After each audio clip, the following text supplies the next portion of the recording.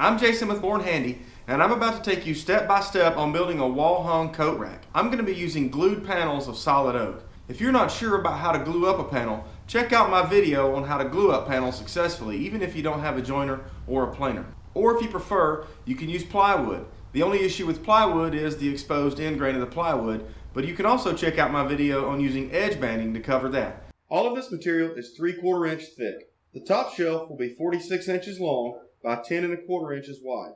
The lower shelf will be 43 inches long and 8 1/8 inches wide. The back will be 43 long and 17 1/2 wide. The corbels are 18 inches tall and 9 1/2 wide. Along the front edge, measuring down from the top, the radius begins at 9 3/4 inch, and measuring along the bottom from the back moving forward, the radius begins at 1 1/2 inches. If you don't want to mess with a radius cut, you can do the alternative corbels with an angled cut. If you stick with the given dimensions, the angle is not quite 45 degrees, so it may be easier just to cut 45 degrees from the 9 1/2 inch mark, and the difference will be unnoticeable. Lastly, the central dividers are 8 1/2 inches tall and 8 inches wide. Here I'm cutting the lower shelf to length and then to width. Length was first because I also cut the corbels and center dividers from this board. Now I'm cutting the dividers at the same 8 1/2 inch fence setting as the shelf. Now with the fence moved to 8 inch, the dividers are cut to width. Cutting the top shelf and the back to width with the table saw is no problem, but they're both too wide to cut to length with the miter saw, and since cross-cutting dimensions like these are prone to kickback on a table saw, I'm using a panel cutter. But if you don't have a panel cutter, you can get a good result with a straight edge clamp like this one and a circular saw. Here I've drawn two lines. The line that's closest to me represents the line where I need the jigsaw blade to follow. The line on the inside of that represents where the ball bearing will be following to make the final cut. One thing to keep in mind when you're using a jigsaw, sometimes the blade tends to wander to the left or the right when you're making a cut. So I don't want to cut so close that I run the risk of having a blade wander beyond this line. So I'll stay just on the outside of this line as I make this cut.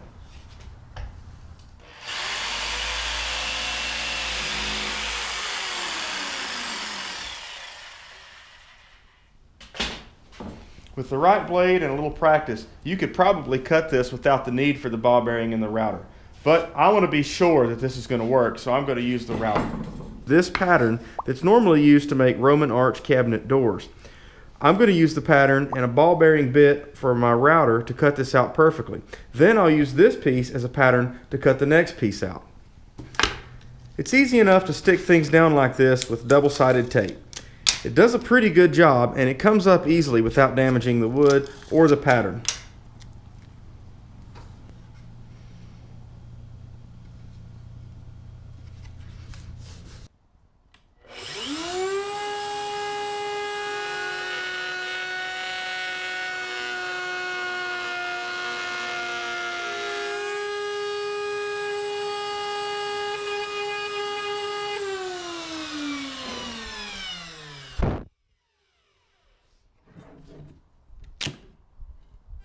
And now I'm putting an ogee profile on the top shelf.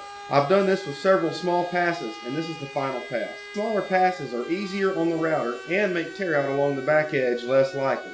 I'm not using a fence, so a little extra care was taken not to let the ball bearing roll onto the back edge. This would have ruined the side cut. This will be the underside of the top. It'll be a nice profile to look at when you're looking up. I've also put a similar profile on the two pieces that are the outside legs, for lack of a better word. These more or less gives them somewhat of a corbel look, and it's the same on both the inside and the outside. So last night, after I cut out all the pieces and put the decorative routed edges on there, I went ahead and stained and painted. Ordinarily, I would do that after everything is assembled, but in this case, I wanted to be able to hang it up as soon as I put it together. There is certainly no shortage in choices of ways to connect all of these pieces together. I'm going to be using pocket screws, and I'll make a good effort to hide them as best I can. But some of the pocket screws are going to have to be out front. I'll do my best to hide those by making sure they're above eye level. I'll also come in from the top of the top shelf because that shelf is going to be above eye level, and no matter what I have there, you're not going to be able to see it. Anything that we put in these shelves or on top of this is going to be for the most part permanent, so I'm not too worried about a pocket screw being visible from the top. If you don't have a pocket screw jig, you could just use decorative screws and come in from the outside of the panels. But in my case, I want the screws to be as much out of sight as is possible. This coat rack calls for 6 hooks. I've marked the center location here, and I've determined the height that the hooks are going to raise from the bottom. That height is largely going to be depending on the style of hooks that you're using. But for me, I think that's a nice compromise between clearance to the bottom and the ability to get a coat over the top of the hook easily. I also want to point out that I've started from the center and worked my way out versus measuring in from the sides, because I found it easier to come up with a determined distance between each hook and center that versus trying to calculate exactly how far each piece should be, and I might come up with some strange fraction. And of course, the number of hooks is optional. You could do more hooks if you wanted, but in my case, I think 6 is going to be enough. So if you want to mark your hooks the way that I marked mine, you first want to find your center mark and then measure out from that center mark in both directions. The first hook will be hung at 3 7/16 of an inch, the second at 10 5/16, and the third at 17 3/16. Effectively, what we have is 6 7/8 inches in between each hook. So right now I'm about to take all these pieces apart, and I'll go ahead and prepare for the pocket holes. The back will have a pocket hole here, here, and here to reach into the side corbel. I'm also going to do pocket holes along the back side to connect to the top piece. This portion here will have screws that drill directly through the back and into the shelf rather than pocket holes. The same will be true of these shelves. I'm going to go ahead and do a decorative screw in through the bottom here and here. But I'm going to do recessed screws here and here. So I'll get started on that right now and show you how we do it. So this is the far left side of the unit. What I've done is I've taken one of the dividers and I've placed it where it's flush with the top, because I know that here is where the top of the shelf is going to come into. That means that I know that this will be the top of the lower shelf. Since I'm going to be screwing directly into the lower shelf from the back, I don't want a pocket screw here to be interfering with that. So I need to make sure that my pocket screw is either on the top portion of that shelf or just under it. It's not really an exact science, it just has to be somewhere close. So in this case, I think I'm going to come in just under. I'll do the same mark on the other side. I'll also come down roughly an inch from the top, put my pocket screw there, and I'll do the same thing at the bottom. I'll repeat all of these steps on the other side. Along the top edge, what's important is not where they land, but so long as I have enough. So I'm going to do 2 inches from the edge on this side, and I'll repeat over here. Now I'll do one about every 8 inches. The lines that I've just made will be concealed by the pocket hole jig when I clamp it in place. So in order to make the lines visible to me when I have it clamped, I'm going to extend that line 4.5 inches up this way using my combination square. The reason I do that is because there is a marker at the top of each of these pocket hole jig slots, and that line is roughly 4.25. So if I come up 4.5 inches, I'll be able to clamp it and easily see where I'm putting my pocket hole.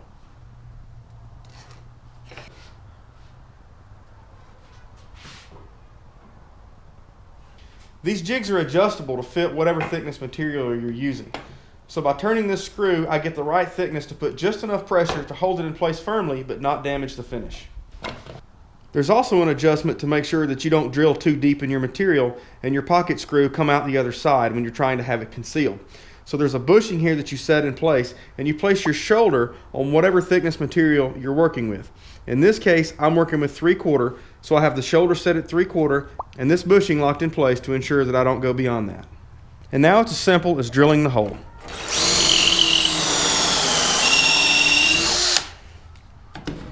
I'll repeat that for all the marks that I've made all the way around. So now I'm ready to attach the back to the top shelf.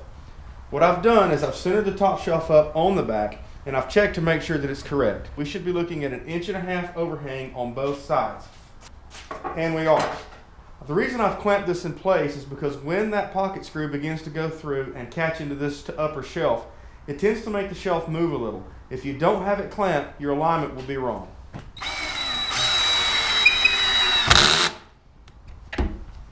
A square head tends to be less likely to strip out, particularly in these hard to reach places. That's important. The other thing you'll notice about this screw is that the head is flat on the bottom. That's important too, because bugle head screws tend to split wood the more they tighten. These type of screws will just pull the wood even tighter together.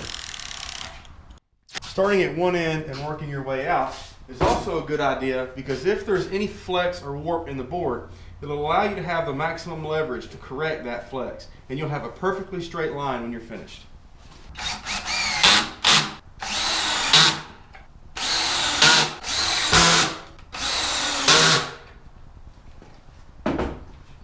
And that takes care of the back. When you're ready to attach the corbel, you may not have a clamp that's long enough. If you're careful, you should be able to hold it by hand while you secure it.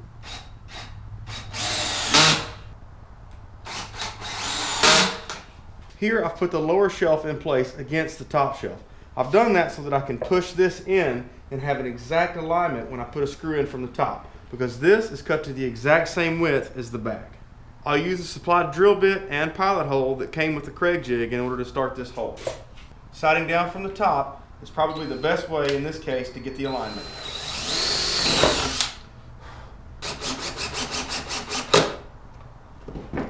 And that snugs it up. I'll do the same thing on the other side. Again, to ensure proper alignment, I'm going to temporarily put dividers on the sides to correctly space the shelf. I'll be putting pocket holes here and here. Again, they'll be above eye level. They should be, for the most part, out of sight. With this shelf in place, and before I've screwed it in, I've put some pencil marks on either side. That way, when I remove the shelf, I'll know exactly where to drill pilot holes to be able to put the screws in from the back side and know that I've hit the center of the shelf. I'm also drilling these pilot holes just a bit bigger than the screw. That'll allow for any expansion and contraction that we may get here. This larger hole will allow it to move around the screw shank while still securing it directly to the board behind it.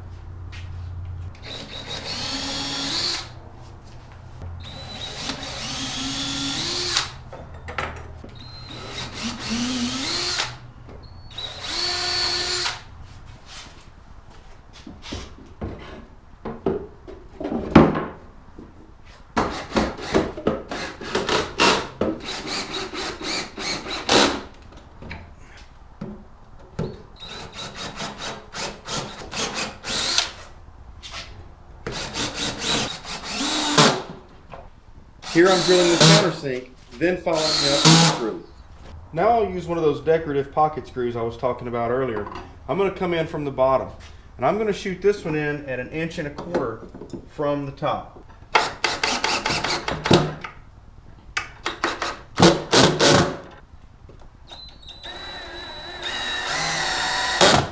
I know that all of these screws are going into the shelf, so I should be okay to come up about 1 inch above these screws and measure again 14 5/16.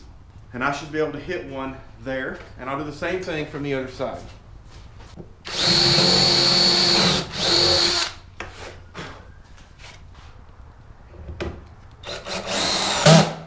That sounds pretty good.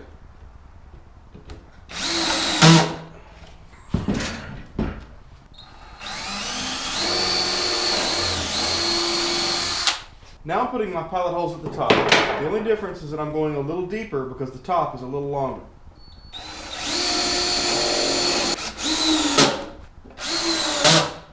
And now we're ready for hooks. Very often screws that come with hardware like this are pretty soft, so be prepared to have to replace a couple.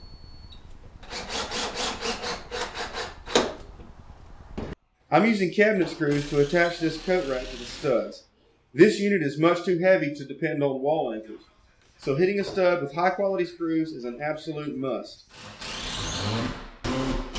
I was able to complete this project in 2 days, even while filming and editing the video, so there should be no reason you can't knock this out in a weekend.